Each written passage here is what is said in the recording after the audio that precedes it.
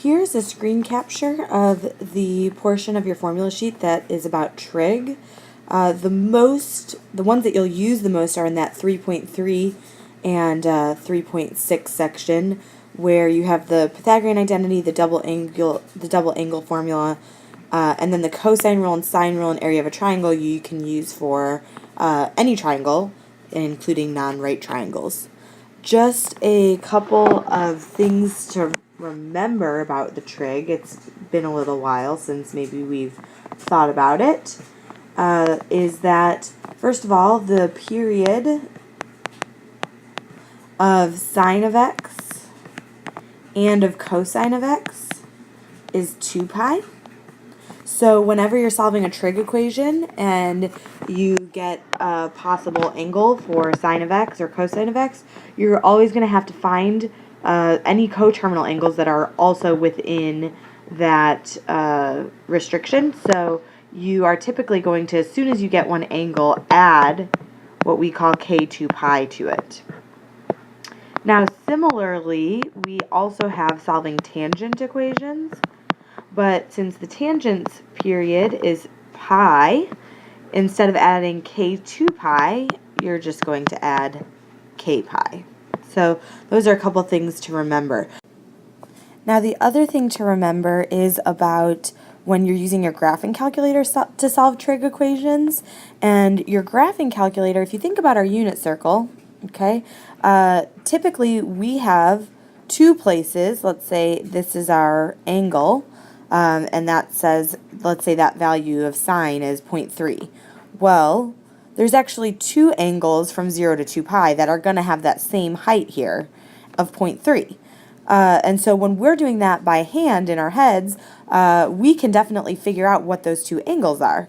But when you're doing it on your graphing calculator, let's say you type in sine inverse of 0.3, you are only going to get one of those angles. Okay, and so you're going to be able to find coterminal angles with that one angle they find. Let's say they find this first one, okay, and they give that to you. Well, great, you can find all the coterminal angles that match with that spot, but you're going to be missing all this angle and all the coterminal angles from this angle. So whenever you're using your graphing calculator, you need to find both of those, what I like to call the base angles, this angle, and then all the coterminals after that. So if your graphing calculator gives you an angle, and let's just call that theta 1, then you have to find the second angle that's between 0 and 2 pi before you can move on and find your coterminal angles. So in order to do that, you are going to do pi minus that theta 1. And that will give us your second possible angle. So I'm going to say that this is your theta 1, this is your theta 2. And so the graphing calculator only gives you the one of them. Okay, now it's the same thing for cosine, so let's go ahead and draw that.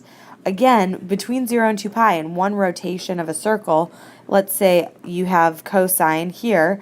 Well, let's say that cosine value is 0.7, okay? And let's go ahead and draw the other one. Well, both of these cosine values are going to have the same, both of these angles are going to have the same cosine value. And so, again, your graphing calculator is only going to give you one of them.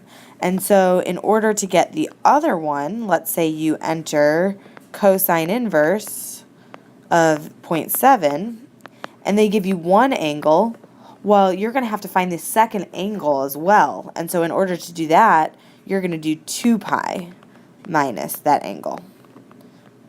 Now, if it's in degrees, instead of doing pi minus or 2 pi minus, you're going to do 180 minus or 360 minus. But again, that's what will allow you to get both of your base angles. And then from there, with both of them, you can go ahead and worry about coterminal angles for either one. Okay, so especially with trig, practice makes perfect. So let's go ahead and look at this first equation. It tells us that 2 cosine of x equals sine of 2x. And this right here is our restriction, so from 0 to 3 pi. So whenever they give us an equation and there's more than one kind of trig ratio in there, the best thing that we can do is try try to get it all in terms of 1. So either all in terms of sine, all in terms of cosine, or even all in terms of tangent. And so in order to do that, the best thing that we can ask ourselves is, okay, are we able to factor this? Well, no, there's not really anything we can factor about it. Then we might ask ourselves, is this a disguised quadratic? Not right now, it's not. Is there a Pythagorean identity or a double angle identity that we can replace something with? And yes, there is right here, sine of 2x. We can replace that with the double angle identity. And so the double angle identity says that sine of 2x is equal to 2 sine of x cosine of x. Okay?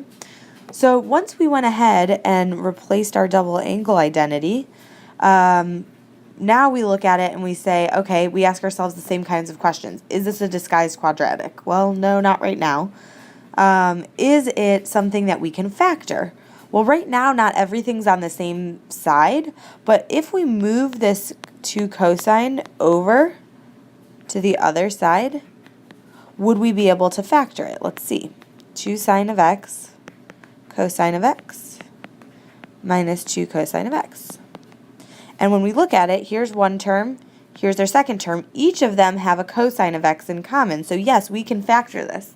Now, the temptation for most people is to actually divide out that cosine of x. And you have to try to discourage yourself from that instinct, because when we divide out a variable such as cosine of x, we are going to entirely lose possible solutions. So we don't want to divide it out. Things that we could divide out are like 2, because 2 is not a variable, it's just a constant. So it's okay if we divide that out, we're not going to lose any solutions, but we'll definitely lose solutions if we divide out something that has an x in it. So looking at that, we want to go ahead and factor out that cosine of x. And so when we pull that out,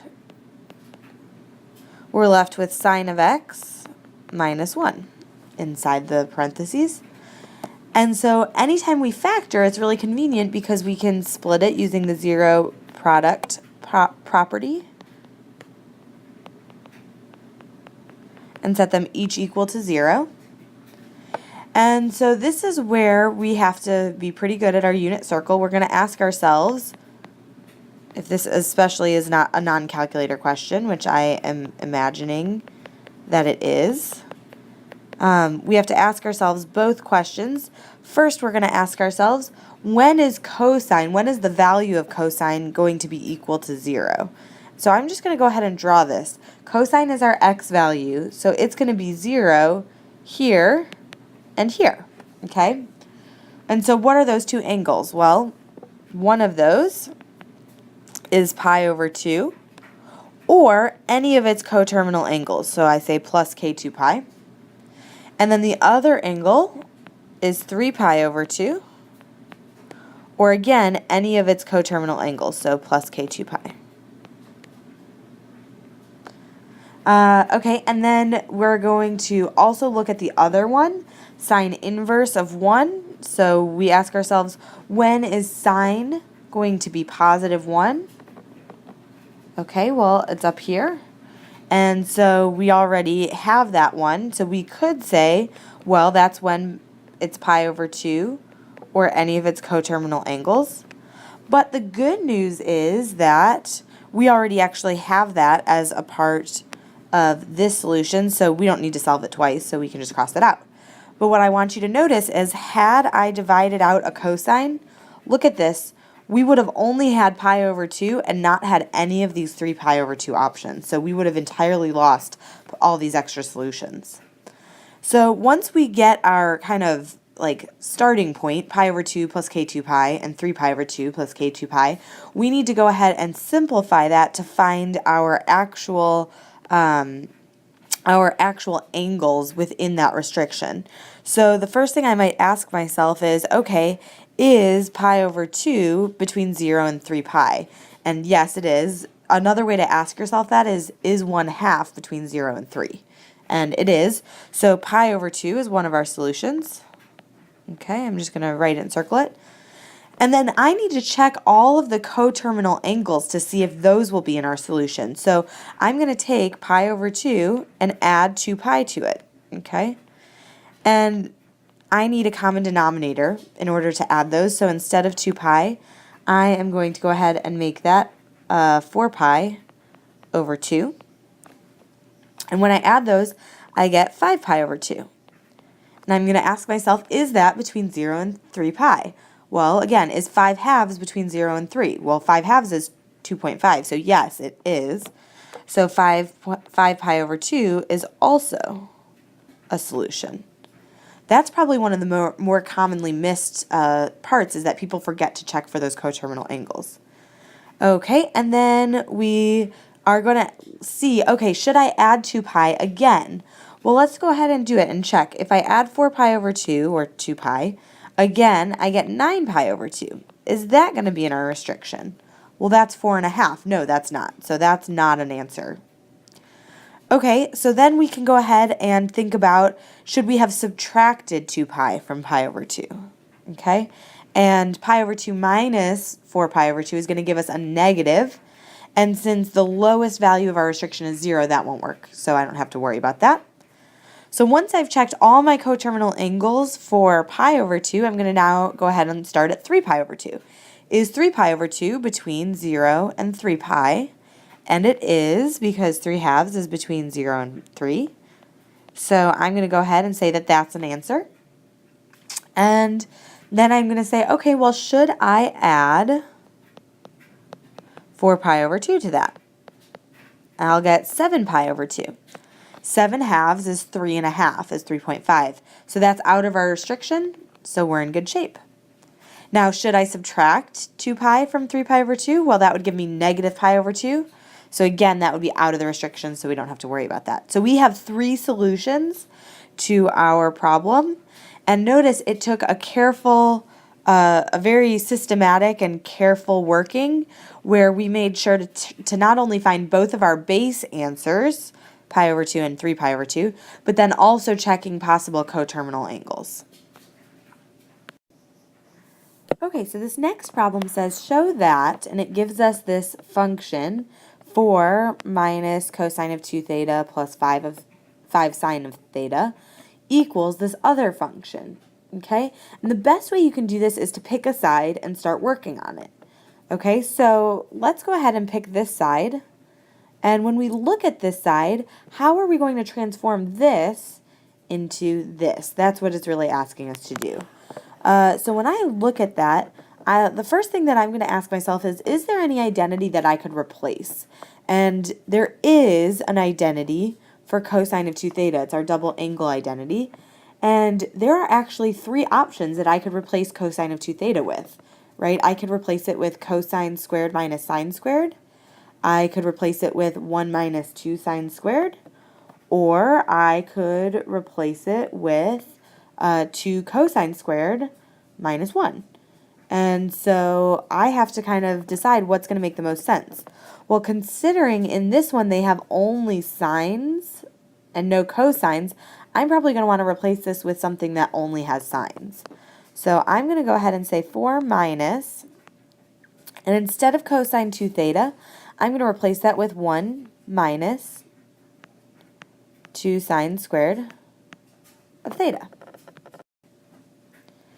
And so I'm just going to go ahead and finish writing that out. And then I'm going to look at that and say, okay, what else can I do? Well, there's definitely some algebraic simplifying that can be done.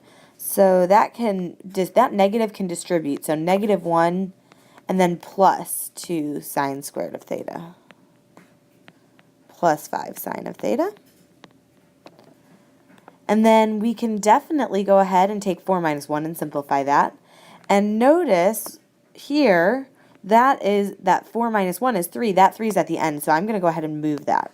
So we have 2 sine squared theta plus 5 sine of theta plus 3.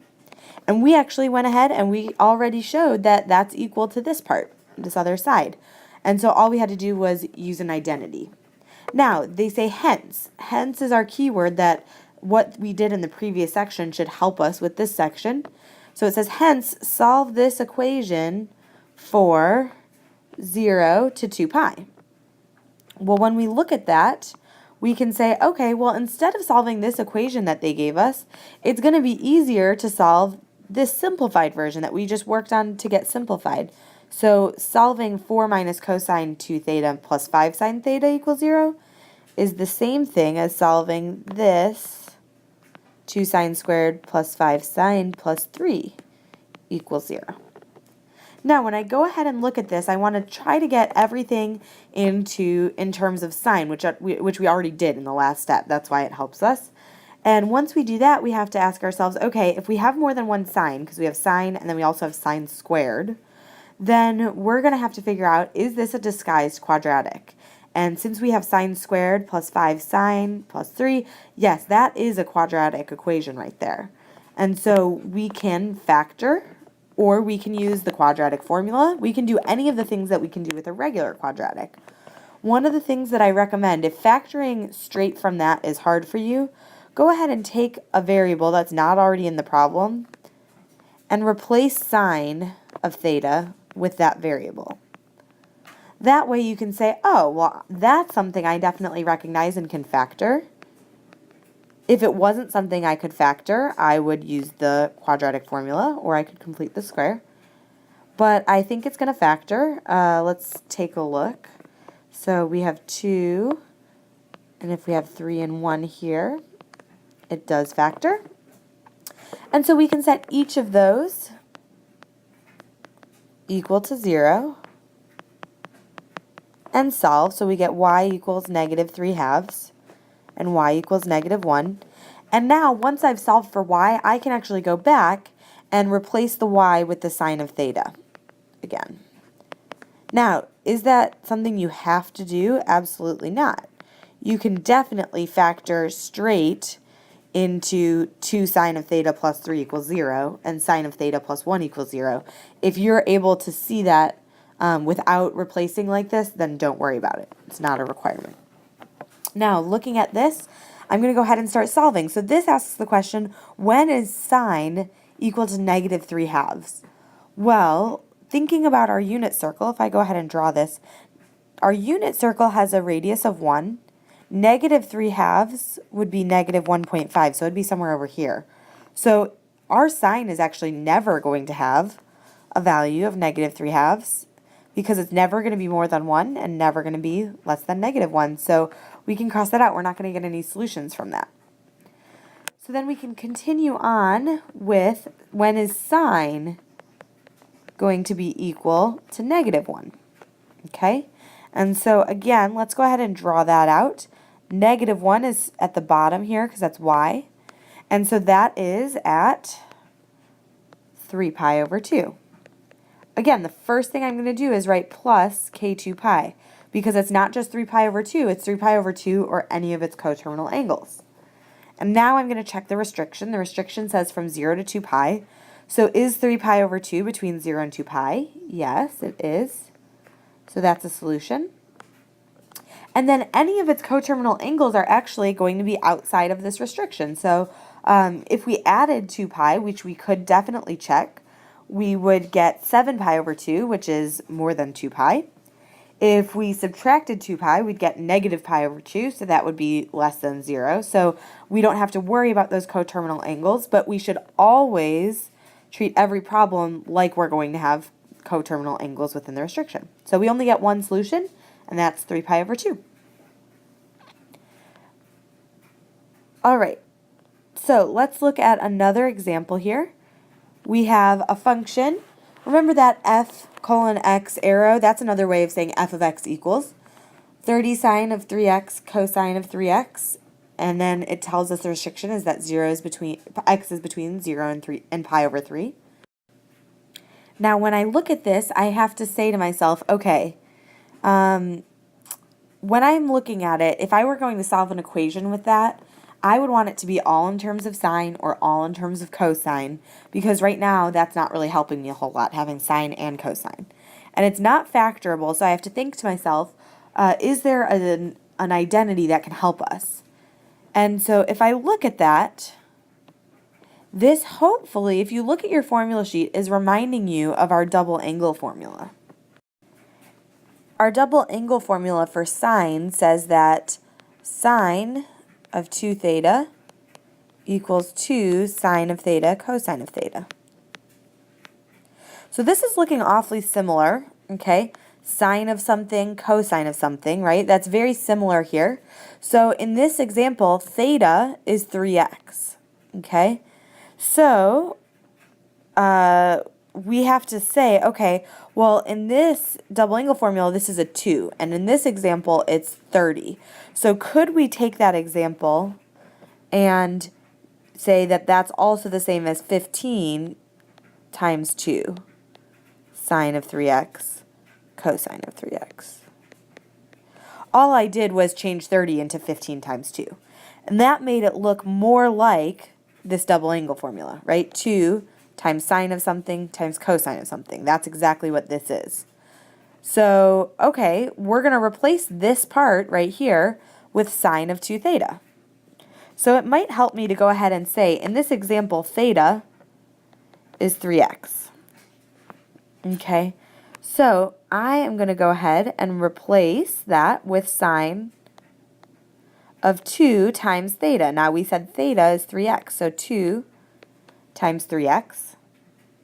So we can simplify that. Instead of 2 times 3x, that can be sine of 6x. So when we look at this problem they gave us, they said write down an expression for f of x in the form a sine of 6x. Okay, well that's actually what we did. What is a here? A is 15. So we actually got that all set using our double angle formula. Okay, then it says solve f of x equals 0, giving your answer in terms of pi.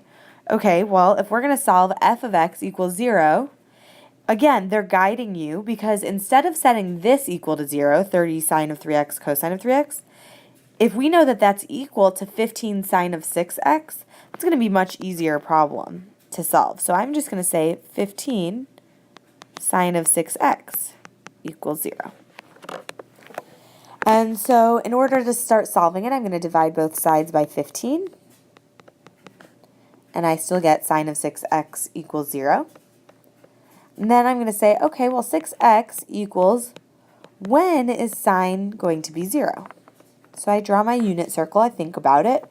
Sine is 0 when the height is 0, so it's at these two spots right here. So we can say, oh, well 6x equals, one of those spots is 0, and the other of those spots is pi.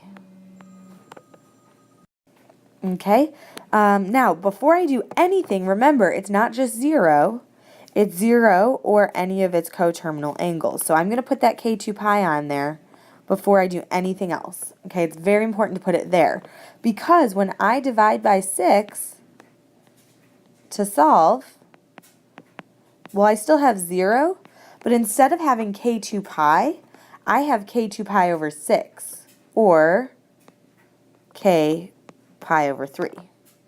Okay, same thing on this one. When I divide by 6, I now have, instead of pi, I have pi over 6, again with k pi over 3. Okay, so that's really important right there. And so then we go ahead and say, okay, I need to look at my restriction. So my restriction is from 0 to pi over 3. So, and 0 is included, so I can go ahead and right away say that 0 is an answer. And then I need to check the coterminal angles. Instead of adding pi to pi, because the period from that 6x, the period changed. So instead of adding 2 pi, I'm adding pi over 3. And so if I take 0 and I add pi over 3, is that in our restriction? And yes, it is. That's the very end of our restriction. If I were to add pi over 3 again, would that be in our restriction? Well, no. Pi over 3 is the very end of our restriction, so adding anything to it is going to be bigger. So that would be 2 pi over 3, and that's outside of our restriction. So now we can go ahead and look at this. Is pi over 6 between 0 and pi over 3? Again, that's like saying, is 1/6 between 0 and 1/3? Or another way to think about it is to think about our unit circle. Is pi over 6 between 0 and pi over 3? Well, here's 0, Here's pi over 3. Is pi over 6 between them? Yes, it is. So pi over 6 is another solution. And then I'm going to say, okay, well, I need to add pi over 3 and check that out for that coterminal angle. And instead of adding instead of adding pi over 3, I'm going to need a common denominator. So 2 pi over 6. So that gives me 3 pi over 6 or pi over 2. And is pi over 2 between 0 and pi over 3? No, it's not in that restriction, so we can go ahead and cross that out. And we've found all of our possible angles. We have 3 solutions. Alrighty, one last problem. And this is a good problem because of a couple reasons. This is a calculator problem. So far, all the ones we've done have been non-calculator. And not only is this a calculator problem, but it's also a good one to practice because I've seen it kind of a lot. So it asks us to solve it from the interval 0 to 360, giving us our answers to the nearest degree. Now, the tricky thing is that in this example, we have 2 trig functions. We have cosine and sine. And if we ask ourselves, is there a identity that we could use to replace it? Well, unfortunately, there's not really any that can replace just cosine or just sine. Okay, so that doesn't really help us any. So instead, I might say, okay, well, if I have sine and cosine and there's no identities I can use, maybe I can divide both sides by cosine. And this isn't going to get rid of possible solutions like it did in the other examples because cosine is not going to entirely divide out. What's going to happen is we have sine of x over cosine of x. And that is an identity we can use because that is tangent of x. And that helps us because that tangent of x, we have only one trig function. So now let's go ahead and divide both sides by 5. And so we get tangent of x equals 3/5. And so we ask ourselves, when is tangent 3/5? And we know that this is a graphing calculator problem because of the fact that we don't know where tangent is 3/5. That's not a spot on our unit circle. So we're going to go ahead and making sure that our mode is in degree. Okay. We're going to say tangent inverse of 3/5. And that gives us x equals 30, and it says giving your answer to the nearest degree, so that's 30.96. But if we do it to the nearest degree, that's just 31 degrees. But remember, again, just like before, I shouldn't have circled that yet. Just like before, it's not just 31 degrees. It's 31 degrees or any coterminal angles. Now, since tangent's period is pi, another angle with the same value for tangent would be that plus 180 degrees, right? Plus k 180. So we check 31, that's in our restriction, so that's an answer. If we take 31 and we add 180, that gives us 211, that's in our restriction. If we add 180 again, that's 391, so that's out of our restriction. And if we had taken 31 and subtracted 180, that would give us a negative 149, so that'd be out of our restriction too. Again, most common issue I see on this kind of problem is people forgetting the coterminal angle here, and so they're missing an entire solution. Hopefully that gives you a pretty good review. If you want some more problems, definitely look in your book or come see me, especially if you want any more calculator problems. I know we don't do a lot of those, so if you want some extra practice on those, come see me and I'd be happy to get some for you.